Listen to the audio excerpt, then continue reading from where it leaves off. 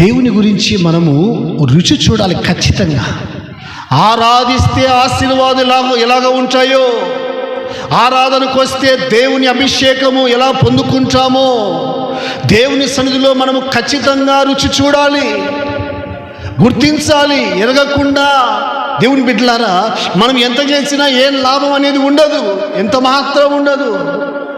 దానియేలు దేవుని పరిశుద్ధాత్మను కలిగిన వాడు కాబట్టి ఆ బబులోను దేశములో జ్ఞానులు గాఢ విద్య కలిగిన వారు ఇదిగో అనేకులు దాన్ని చూశారు, కానీ ఎవరు చదవలేకపోయారు.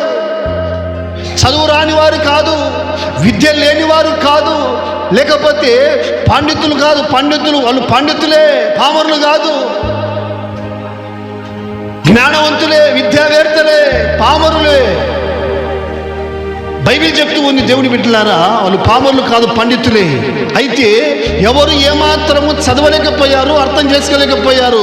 కారణం ఏమిటంటే వారికి దేవుని గూర్చిన ఆత్మ, దేవుని గూర్చినటువంటి పదాలు వారికి తెలివి కనుక దేవుని సంగతులు ఎవరికి తెలుస్తాయంటే దేవుని ఆత్మను కలిగిన వానికి మాత్రమే దేవుని సంగతులు, దేవుని రాత, దేవుని మాటలు అర్థమవుతాయి. హల్లెలూయా.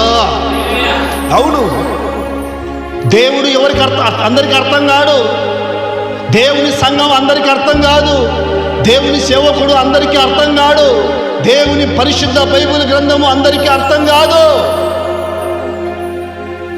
దేవుడు, సంఘము, దైవజనుడు, ప్రార్థన, ఆరాధన, వాక్యము, పాటలు, ప్రార్థన నీకు అర్థం కావాలంటే పరిశుద్ధాత్మను నువ్వు కలిగి ఉండాలి.